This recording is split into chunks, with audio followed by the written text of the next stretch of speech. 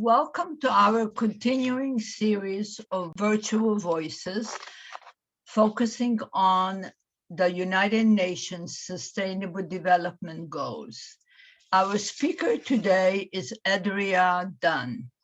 Adria's background builds on diverse experiences around the world.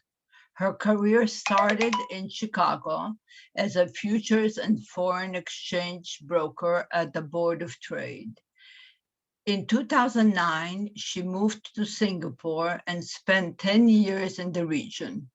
It was there that she shifted her career into private wealth management and joined Coutts Company while starting her own beverage company.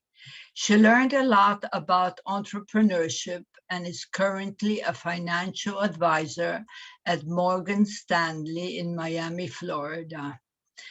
In her spare time, she enjoys being a bridge for philanthropic causes and is a writer. She has coordinated many events and experiences for her friends and clients and runs a private group of family offices and investors that are interested in philanthropy. She is also currently working with world leaders on a book of hope. Over to you, Adria. Today, I'm going to talk a little bit about the power of connections and how cultural diplomacy drives impact. As explained, I'm not a government official. I'm not a diplomat. I didn't study international relations and government, but I came to know a lot about it over the years. And today, I'm going to explain with you a little bit about my story and how I came to grow a network of family offices, government officials, impact investors, probably more than 400 of them from 50 different countries, and how over the course of the pandemic, I've raised millions of dollars for different NGOs and acted as a bridge for various philanthropic causes worldwide. So first of all, I'll tell you a little bit about my background. She did read my bio, but I'll say to add a little bit more color on that. I was actually born in a very small town in Wisconsin. My grade school had 25 students and my high school had 100 students. So I've experienced what it's like to live in a very small town. And then I moved to Chicago to study and go on to work in finance, which I've done over the last 20 years. In Chicago, that was where my interest in philanthropy really started and took hold. I started working for Big Brother, Big Sister and getting into different philanthropic organizations to help them and volunteer. I did ESL, English as a second language. So I worked with Burmese refugees that came to Chicago and teach them English. That's where it started. In 2008, I'd always wanted to live in Asia. I always had a dream that one day I would live there. And as the financial markets were collapsing all around me, I took it as an opportunity to go live abroad. Eventually, my bank said, we need you to move. And they can't make me move, but I ended up acquiring a lot of international clients just by virtue of all the people that I'd met in the United States were pretty much introduced to me by my friends in Singapore. And if you guys know much about Singapore, it really is a hub of expats and people from all over the world. 50% of the population there has migrated from everywhere. So you kind of develop like a very international group of friends. So I ended up getting a lot of referrals from people from everywhere, and that was how my network became extremely broad. Fast forward in time, I moved to Miami, which I'm currently based here, and I've been here for the last couple of years. And right before the pandemic started, I created my first global impact chat. It's not something that private bankers do, but I just come back from a trip to New York, and I could tell exactly where I was sitting. I was on my sofa. I was exhausted. I love New York, but it's a lot of work. It's a lot of meetings, a lot of back-to-back. And I thought to myself, I said, I've done all these impact events, which is essentially speed dating for the NGOs. What if I did it on a broader scale and I created a giant group chat on WhatsApp to connect all the people that I knew had a heart for philanthropy? And being that I'd been in private banking for a long time, I had the network. that could facilitate a lot of impact. So what I did was I didn't ask anybody's permission, which is a little crazy, but I ended up connecting like 200 family offices, celebrities, government officials. I basically gave my network away, okay? No more gatekeeper, none of that. Here, guys, every contact that I've ever worked for the last 20 years, you can have it. And I hope that you do good with it. So if you can see in the very first slide here, this was, you can't see the date, but it was, I think it was February of 2020. So it was right before things really hit the fan in the United States. I kind of blocked out their names for privacy purposes, but you can see they're all thanking me. No one left the chat. The second photo is you can see people starting to actually meet up in different cities around the world. I wasn't present, right? So this was really cool for me to see. None of these people actually know each other, and they're all meeting up in London. This is before the pandemic, as you can see, they can actually go out and meet together and they don't have masks on. And so they're super happy. The next slide, and I'll tell you, I didn't really, none of us expected this pandemic, but it's obviously completely changed us forever. But immediately, the chat turned into this place where you would get news immediately anywhere, like quickly. And I realized that what I had created was something more than just giving my contacts away. It was like an immediate, I basically, in a nutshell, became a mini UN in my sweatpants in my living room. And I was connecting governments to governments, governments to family offices in real time, and helping them to make decisions like, should we open the airports? What are you doing for your hospitals? Do you guys, can you please make a donation of PPE? And this picture here, the third one, it's actually a family office from Iceland, and he's taking his plane and he's literally dropping off supplies over his country. And this was only shared with my group, but he actually decided to fly, which is not legal, so I blocked his name out, but he flew off the flight path and made the shape of a heart over Iceland. So it's really beautiful, and we were all like, and there's so many moments like this, but I can't share them all with you today because it would take literally all day. The final slide. After the pandemic, when the pandemic really started to kind of, government started to get a hold of processes, and scientists started figuring out vaccines, and we were really starting to make progress. Because I had done so many calls, Zoom calls for them with various different topics, everything from, bringing scientists, microbiologists, virologists. I started doing calls for whole countries, started asking me, like I did a call for Guatemala, with the Minister of Economy, and he said, "Can you help us?" I'm like, "Sure, I'll do a call for you, and then I'll introduce you to my families." And I literally just gave them all the contacts to help them. So we did a lot of this. We did it for space. We've done it for mental health. We've done it for, just to help the Galapagos Islands. In terms of fundraising, when the explosion happened in Lebanon, we sent money.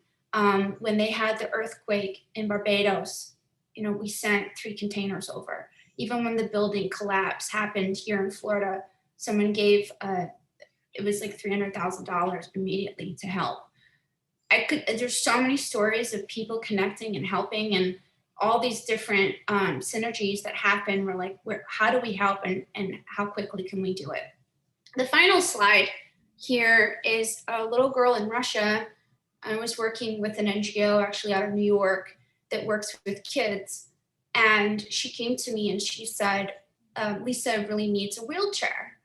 And I'd done different types of fundraisers, but I never asked for anything like specific, but I learned a lot from this exercise. I posted the need on my WhatsApp chat, and we raised the money for her chair, and it was like 20 minutes. It was crazy how fast we did it. And this is actually a little video, which I can't play for you because it's a screenshot, but if you guys contact me later, I can send it to you. But it was really emotional because when the parents and Lisa received the wheelchair, they were all crying because it meant so much to them. So she just did a video of her sitting in the wheelchair that we got her. and was extremely grateful. Okay, continuing on from the WhatsApp chat. I don't know if you guys can see this image very well, but images are powerful. So I'm just going to talk a little bit about what I learned from giving my network away, from helping, and from being open. So one day I had come up with a concept which I call the wheel of giving. And imagine that there's like a giant wheel, right? And if your wheel is spinning forward and you're helping, you're giving, you're open, you surrender, you let go, everything that comes back to you underneath, it's like abundance, right? It's energy, it's people, it's connections, it's everything. So the philosophy that I realized, because when I originally started with my own network, the reason it grew is because so many people were making connections for me, which is actually why I'm on the call today, is because I give so much that it comes back. And I've been able to literally connect with, I mean, any world leader, I can pretty much figure out how to meet them now, because I'm always trying to help everyone. And I try not to let the left hand know what the right hand is doing. I try to be authentic and organic and just dive into people and see how I can help them. But what I've learned is also, which is a fascinating exercise, because I've lived in emerging markets for so long and I have worked in high finance, I understand what it means to have a wheel that's spinning backwards. So if your wheel is spinning backwards, maybe it's basically a fear-based mindset or fear mentality of, I may be left out, I may get cut out of a deal. It's a scarcity mindset. It's the opposite of an abundance mindset. Or maybe you're just too focused on yourself and you're worried. It could be anything. It could be worried that you're not enough in your job, you're not enough with your husband or your wife, or maybe you're not enough as a president of a country even, and so basically what happens is everything flows away from you. And with emerging markets, where my heart is, I realized that I could actually also not only do Zoom calls and connect people, but I also started kind of coaching them as well and encouraging them. Because the reality is that we're all the same, and it's our mindset that holds us back. And so I don't believe that when you call a country a third world country, it's almost like saying that you're stuck in that bucket, and that's not true. You can be a first world country. We're all first world countries at heart.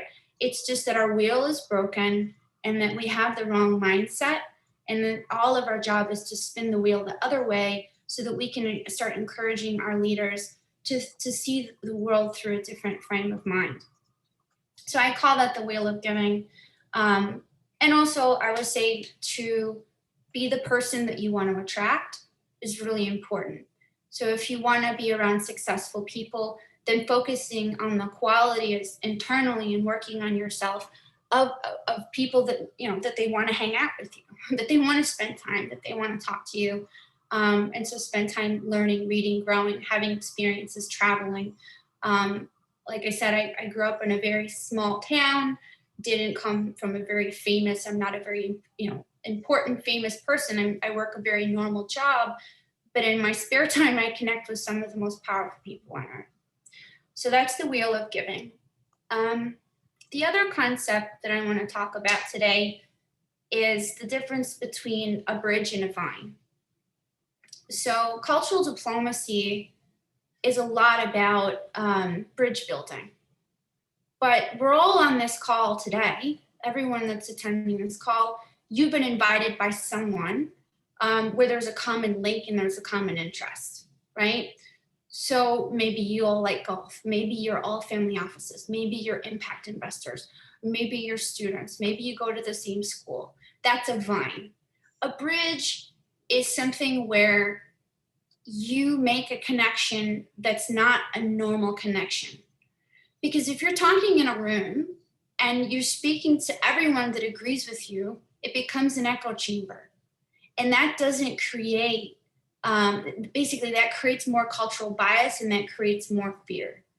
So all of us can do it. We can all make connections that are unusual, uncomfortable, to help bring people together in a different way where they can understand each other. And I'll give you a couple examples of this.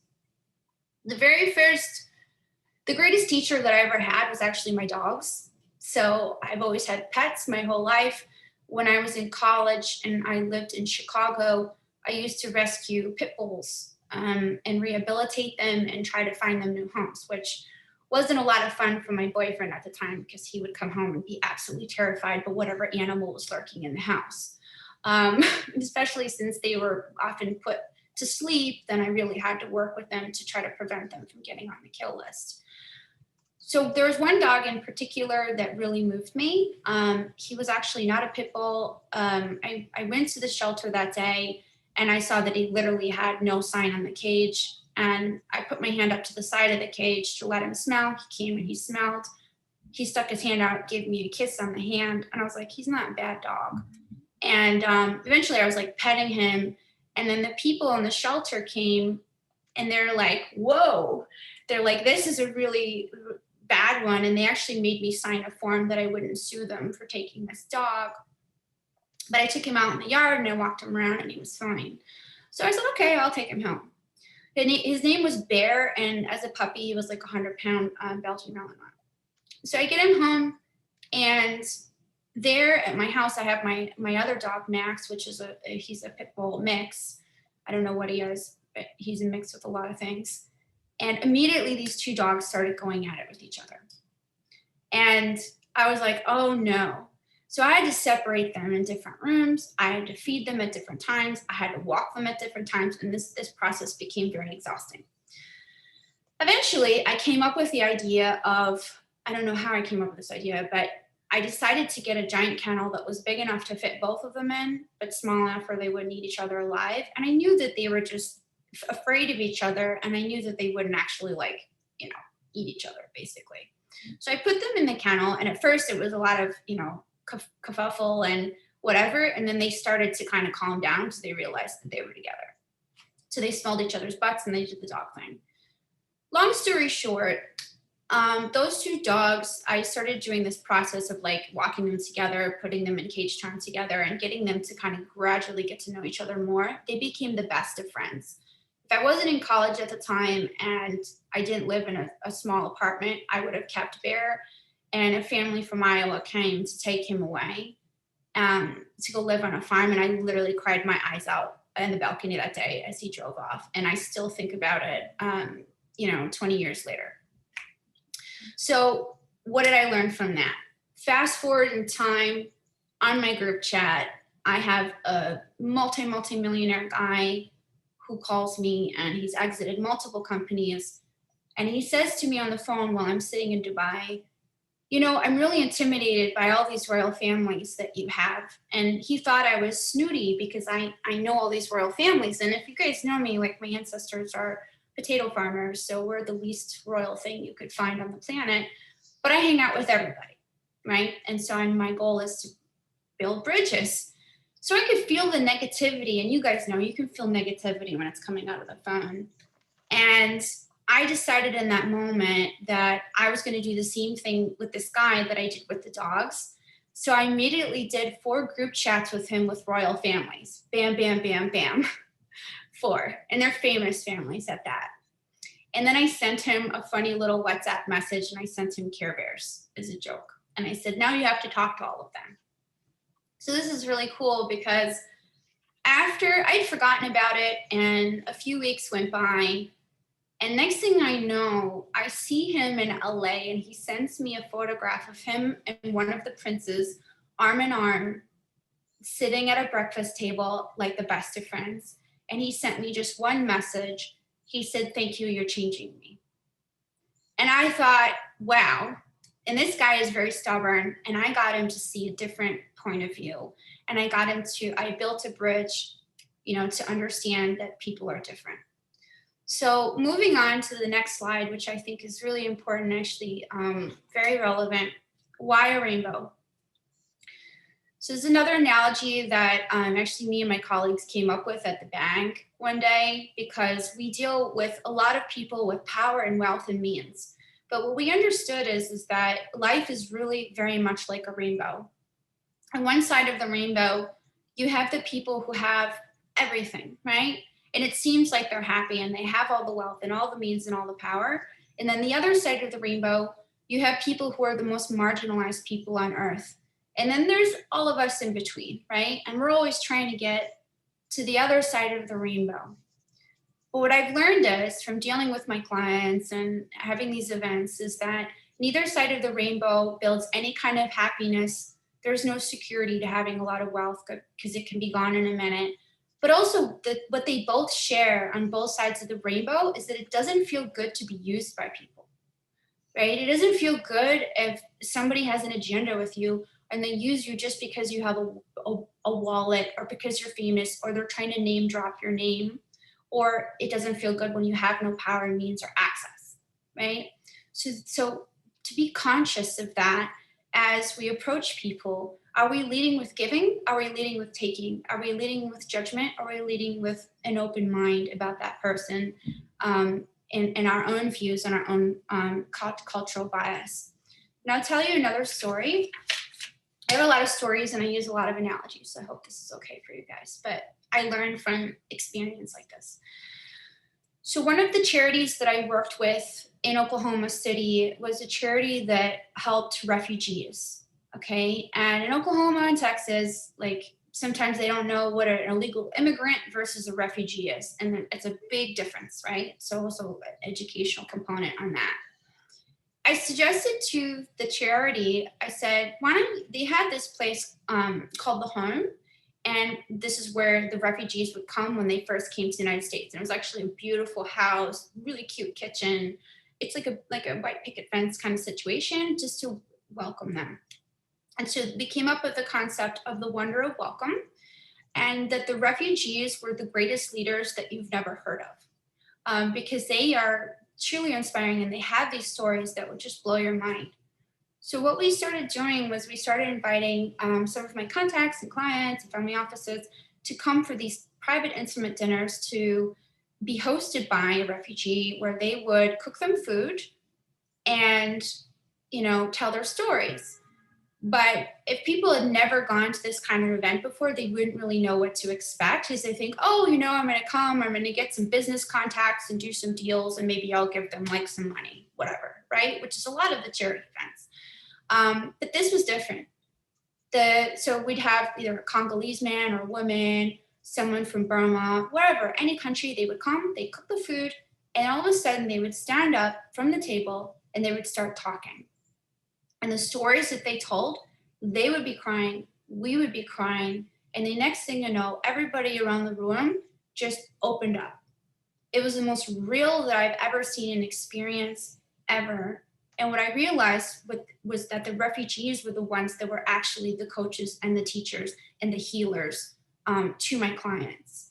So, so there's that. And then I also want to talk a little bit about, so Dr. King is my hero, and he's the ultimate bridge builder, right? He's the ultimate super connector for philanthropy, and his life, you know, is testament to everything that, you know, we're experiencing today with unity, oneness, connectedness, about his messages. So one of so one of the biggest things about him, right, was the civil rights movement. Civil, meaning civilized, or civic from government, rights, meaning right, correct, movement to move things forward, right? So we are taking something and having a positive connotation. So I always pay attention to what bucket are people in? Are they in the bucket that unites us, or are they in the bucket that divides us? And sometimes we're in the division bucket even when we're trying to help and we don't know it. So Dr. King, he was against the word Black Power movement, the slogan, because that was a mirror of white power, which was used by the KKK, right? So that wasn't necessarily a movement that he was for, and he greatly encouraged them to change that slogan. Also, an interesting note, which I'm going to talk about in another minute, is a book that I have coming out, and I'm actually meeting his daughter, Bernice King, in Atlanta next week. And I'm so excited because there's so many synergies. I have letters, I have gifts for her. I have so many stories of things that her dad had done to change the world. His mentor was Gandhi, which was a movement of nonviolence.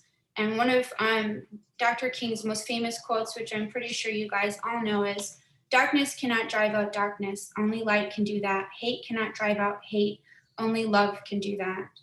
And so I'll take that a step further to say that war against a war is war, right? And if you look at some, all of your, I don't know, some of you may be students, and some of you may be very successful people working in the UN and family offices. But my point is that words matter. And if you think about some campaigns that we have going on, or that we have had going on in the past, like the war on drugs, right? Did it solve anything? No, it didn't. And in my personal opinion, the anti-hate movement, when you have hate, the word hate in a movement, that perpetuates that negative connotation and that negative thinking. And I'll also quote Mother Teresa, where she said, "If you invite me to an anti-war protest, I will not show up. If you invite me to a peace protest, you can count on me being there." So as you guys go out into the world and maybe become diplomats, government officials, or whatever, I would encourage you to be careful about the words that you use, because words have power, and words create a ripple effect throughout the world. So that leads me through to talk about my final slide, which is, okay, I've done all this, so where are we now, and where am I going with all of this?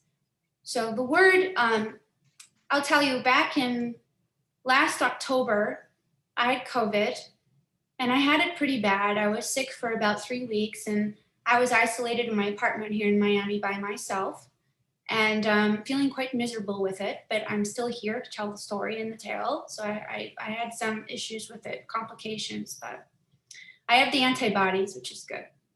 After that, that November, I flew to New York City, and I remember being on the airplane and being incredibly moved by thinking about everything that we'd gone through. And I love New York, and I was prepared to see the city look very different.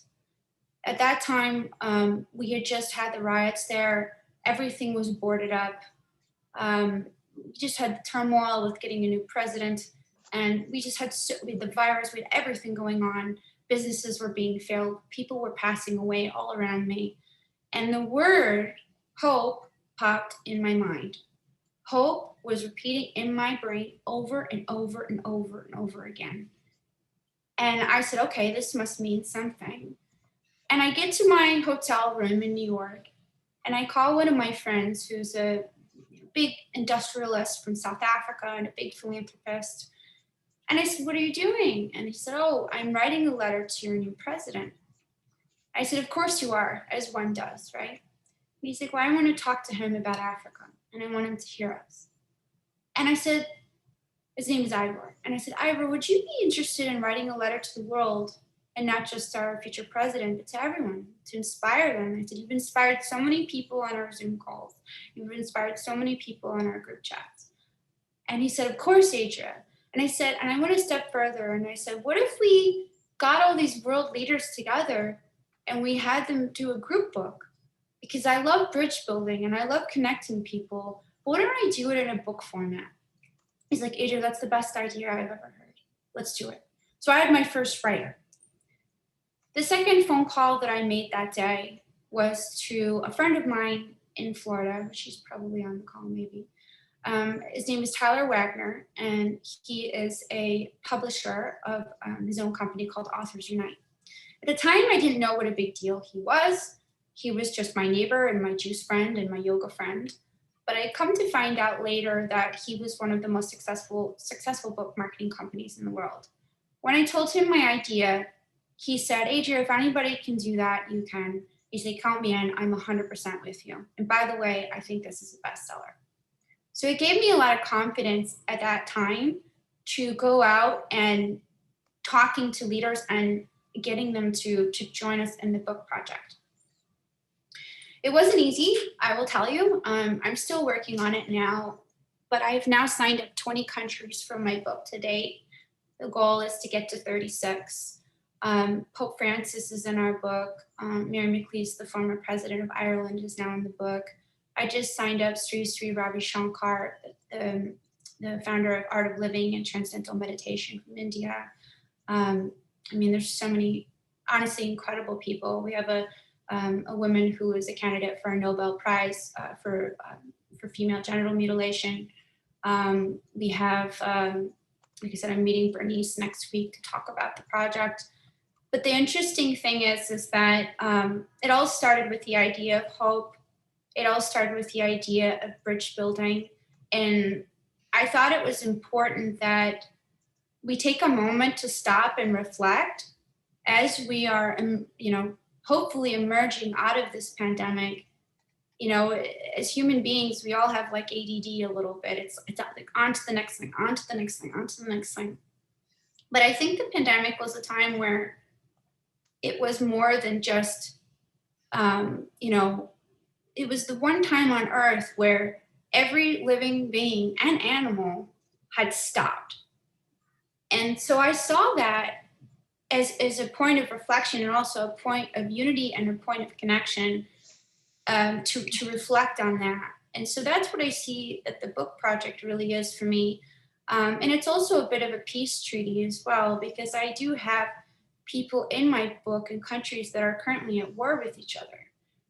So it also helps with that bridge building exercise.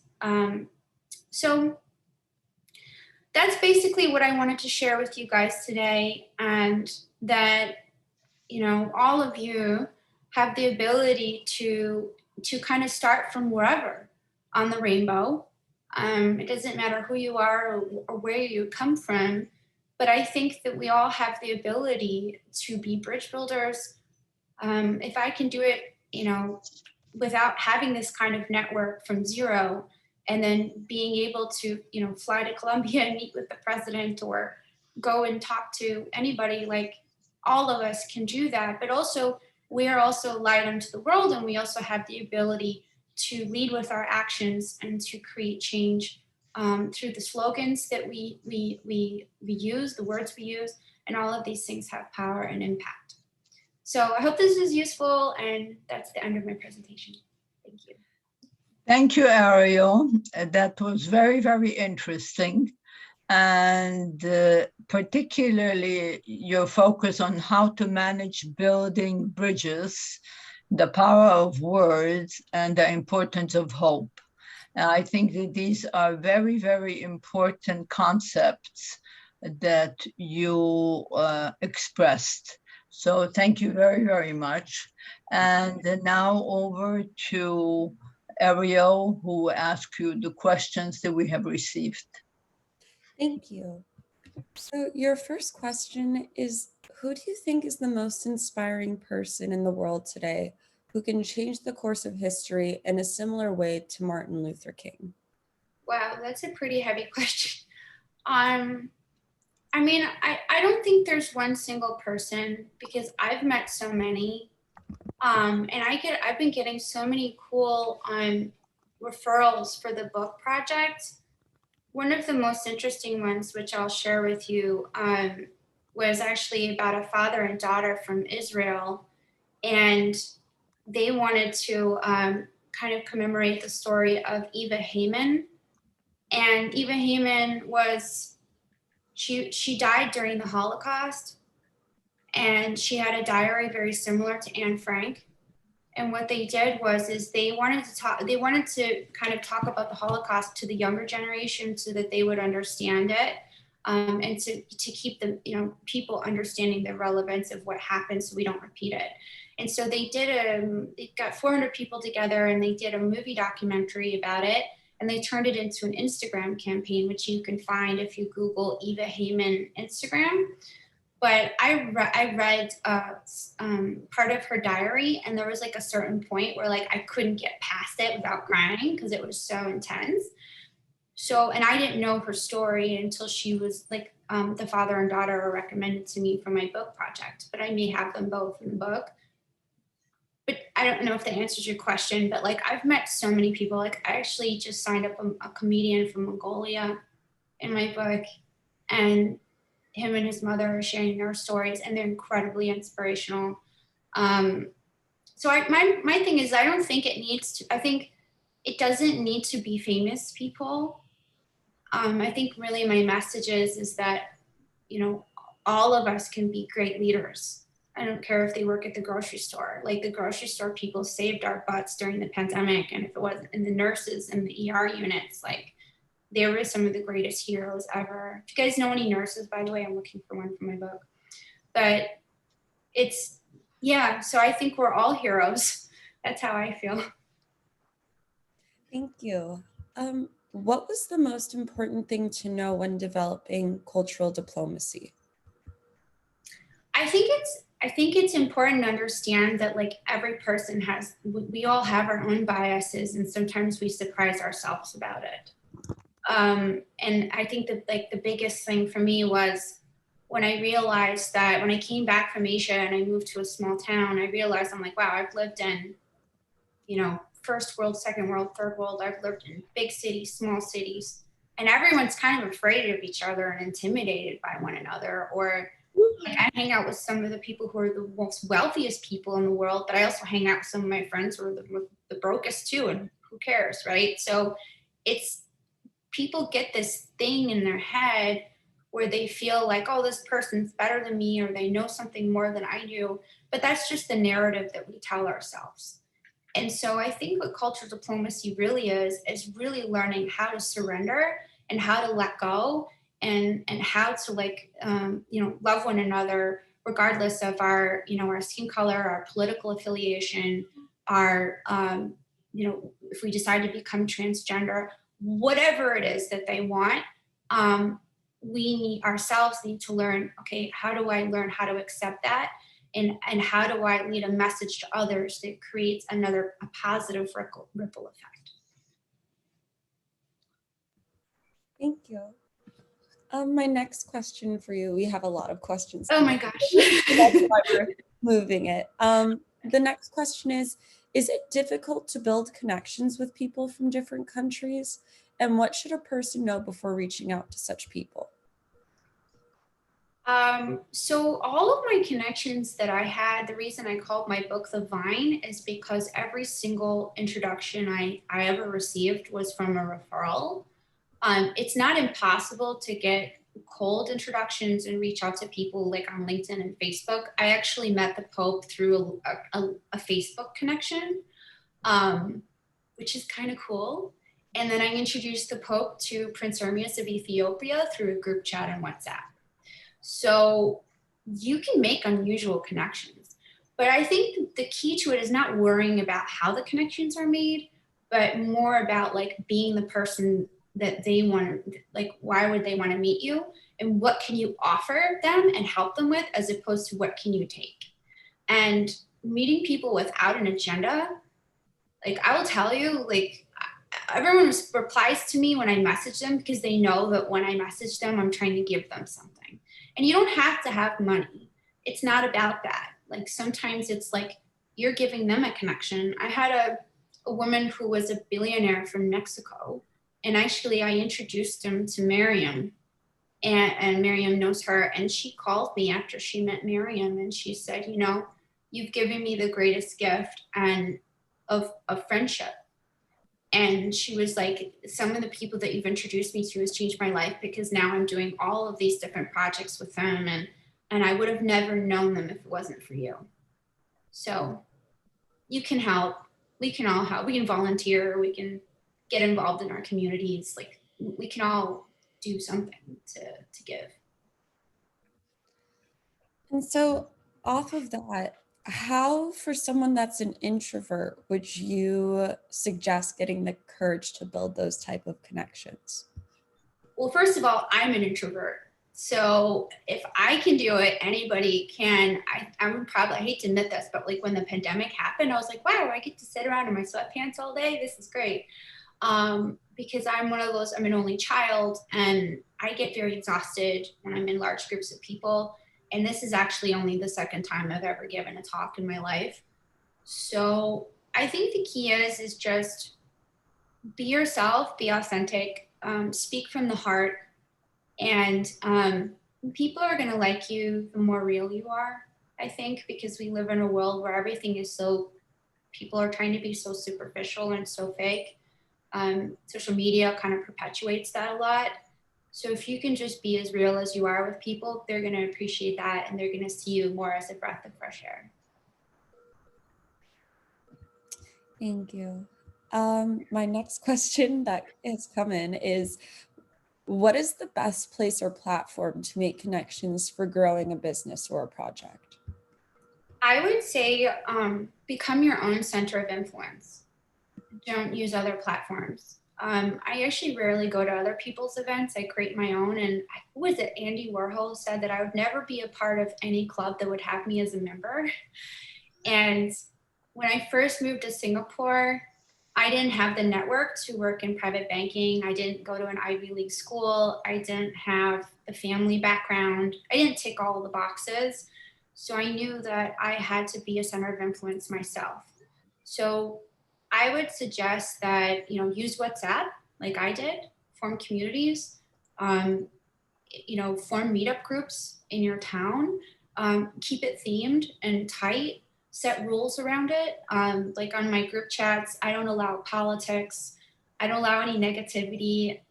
We have a doer mentality. If they post something, they know they have to do something about it. I have a giver mindset where, I make sure that everybody gives back to the group, whether making a donation to a charity or introducing someone new to the group. And I'm notorious for booting people that don't give back. And it doesn't matter how famous they are, because they'll be like, oh my God, so-and-so was removed from the chat. I'm like, they didn't follow the chat rules. So I would just say, be your own COI, follow your heart and whatever it is that you're passionate about, whether it's saving the oceans or maybe you want to do a tech meetup group for tech entrepreneurs. I don't know, whatever it is that you care about, try to do it on your own. And that's kind of it. So, yeah. Very good point, Ariel. Back to you, Ariel. The next question is, what was the exact instance or moment that you felt like drew you to philanthropy? There's probably a lot of moments, but I think it started from traveling, which is like why I really encourage, America has a lot of privilege, and I call it passport privilege. So like as bad as it can be in our country, we're still in the US and we still have clean water. We still have access to education.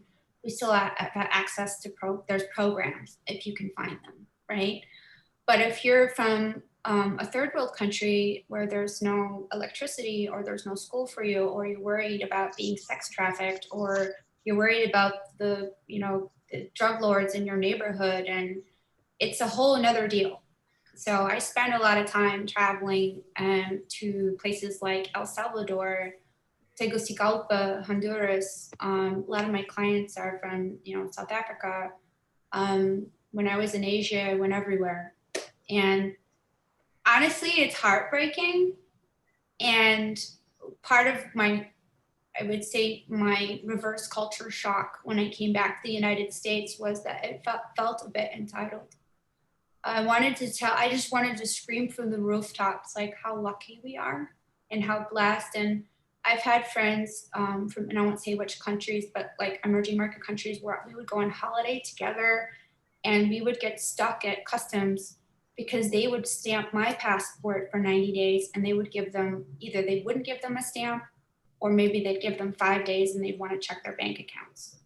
And I would literally have to get behind them in line, put my US passport down and say, they're traveling with me, they're okay to pass. So sorry to go on a tangent, but it's a complex question for me. And so I hope that there's some substance in there for you guys. Thanks. Well, you took a lot of courage to do that, so congratulations, Ariel. Can you name some companies that have succeeded due to culture, and what principles were they guided by?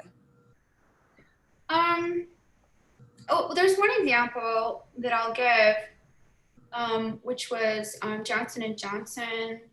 I remember they had, do you remember, maybe it's a long time ago for you guys, but they had some incident where some of the Tylenol was poisoned. Do you remember? And they did a countrywide recall of Tylenol, and people were saying that the stock was going to collapse and the company was going to go under. Yes, that was about Do you 50 remember that? years ago. Yes. Yeah. So like how they handled it, if I can recall, I think it was a year before the company created a mission statement. And that was the mission statement was what actually guided them when they went through that chaos. And so how they approached it was like not what the PR people were telling them to do, which was to kind of avoid the public. And they also, it cost them a lot of money to recall all of that medicine. But what they did was what I'm telling you guys to do, which is to lead with giving and pour yourself into others. What they did, their first concern was the public. It wasn't themselves. It wasn't their shareholders. It wasn't their stock price. It wasn't, oh, we're going to spend all this money and have to recall all this and it's going to cost them a fortune. It was like, no, we're going to spend the money. We're going to save lives. And we're also going to apologize. So that's what they did. And then the stock price shot up anyway. So that goes back to like the wheel of giving and don't have a fear-based mindset. It showed how the company was able to succeed by following that process. One of our board members, Dr. Scott Ratson, was on their board during that time. Oh, wow. Yeah. You remember, right? So yes, I remember that. Yeah. It was crazy when that went down. So Ariel? How does a small business improve in Singapore, and where is it easier to start, in the US or Singapore? So when I moved there more than 10 years ago, it was a lot easier for foreigners to immigrate. But I think it's pretty simple because I had a company but it may have changed because it's been 10 years, but you can get a company literally set up within like the same day. So it is one of them, and they also have a lot of tax advantages too, which I'm not allowed to talk about taxes, but you guys can get a tax lawyer from there and help you. But I do believe that they waive taxes for a number of years. And there's a lot of advantages to having a company there. Startup in the United States, I don't know, because I still work for a bank. So I don't have my own business here. I'm working for a large banking institution in Miami, so. Thank you. Yeah. The next question is, so many kids raised in a small town in the Midwest especially will get stuck in I myself was raised in the Midwest, will get stuck in this limited bubble of awareness, forgetting how big the world actually is. And so my question is, how would you incentivize those kids to want to leave and explore the world and want to create change and expand their horizons internationally? Yeah, so that's a really good question. And I'm planning on actually setting up a foundation when my book comes out for exactly this, for cultural diplomacy. And what I kind of thought about doing was, I have a lot of these really inspiring leaders from around the world, and I wanted to bring them to places like in the Midwest, specifically Chicago, and have them speak to schools. But I think that, like, quite honestly, I built up a network just on my phone by reaching out to people through LinkedIn or Facebook, or maybe even just finding their emails and reaching out directly, especially professors, like you can reach them. So there's ways of like connecting with people and asking them like, hey, I'm putting together this group, we're interested in X. We want to create, connections worldwide. What do you recommend? So like, honestly, sky's the limit. We live in a very digital world. And I also think that during the pandemic, we've been retrained on connecting digitally. And that's kind of a good thing, because it used to be where, we were also afraid of technology. We're afraid of like learning how to trust ourselves and interact with people online. now we realize like, oh, we can close deals with someone that we met in Botswana or New Zealand, and I don't actually have to fly there. So it actually saves us a lot of time and energy. And for those of you who go to Davos, I'm sure you understand that like, it's cool to have everybody meet up in one place, because it's like, it's just everyone's there, as opposed to having a million different flights and flying all around the world all the time is exhausting. So I would actually encourage people to embrace this new comfort level that we have with technology and our ability to like form groups and do like calls like we're doing today. So I agree with that 100%. Thank you. Yeah. Next is, does this work affect your mental health? And did you have thoughts to leave everything for more of like a better state of mind? We actually, one of the members on my family office chat suggested putting together a mental health chat because when we actually grew that out, we ended up raising money for an NGO in London called James Place, if I recall. And the woman that started it, her son committed suicide. Because the Brits are very stiff upper lip, so if they have a problem, it's a cultural thing, so they don't talk about it. And so that's what started that. Mental health for myself. I think that when you focus on others, which is another benefit of giving and helping, is that you're not living in your own head. Because my mom always says, an idle mind is the devil's workshop. So if you're just like, I get out of bed and I'm really excited in the morning. I mean, I love my job, but like, I'm always really excited to see the connections that I make and the impact that that creates.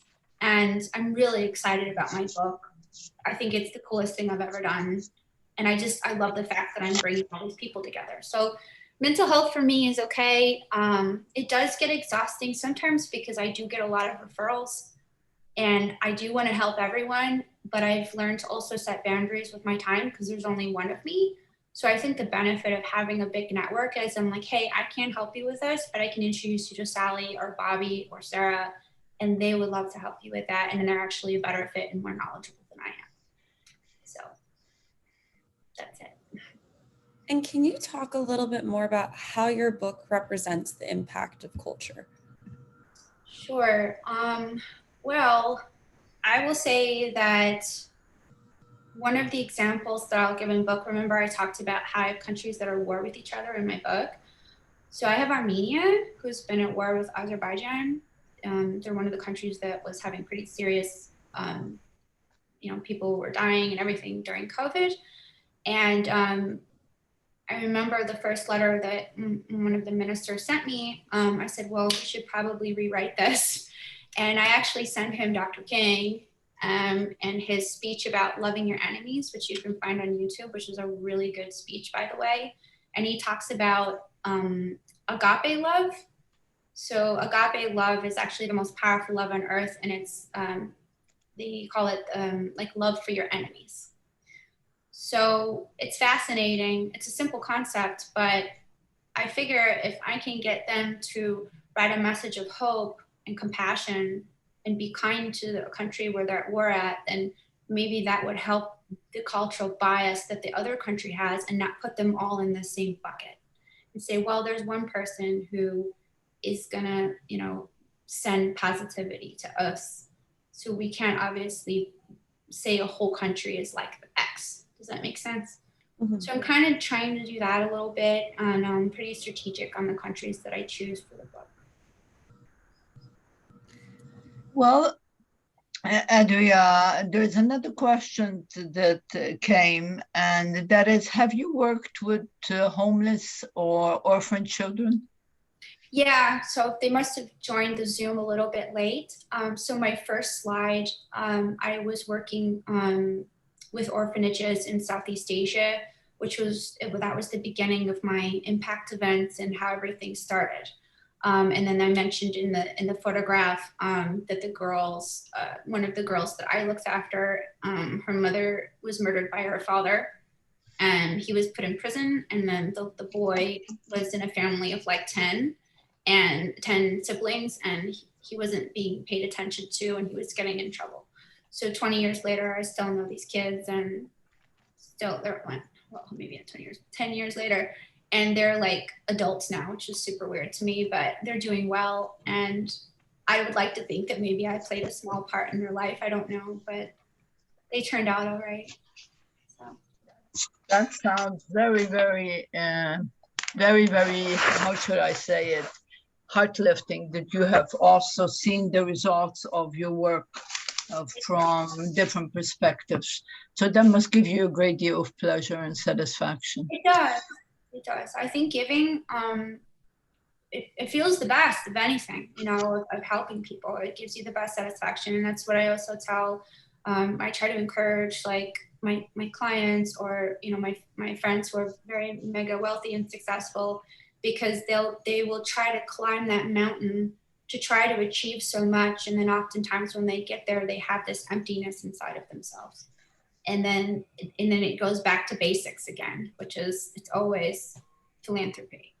So that's a very, very good note to end on. And I must say that you must have a very good relationship with your mother, because I notice from my work that if you have good relationships with your mother, it's very, very easy to be able to donate your life to making other people's life much better. So thank you very, very much for a very interesting and inspiring presentation. And I'm sure that all the people that ask questions, and there's many that we were not able to answer, appreciated your openness and your experience in helping them develop their own perspectives on what they want to do. And so, Adria, thank you very much for helping with the program. And of course, Adria, that was terrific. And I just want to mention that our next speaker next week will be Sam Judd, who is the member of the New Zealand Order of Merit, as a social and environmental entrepreneur. So that's going to be next week. And so I wish you all a wonderful week and take good care of yourself.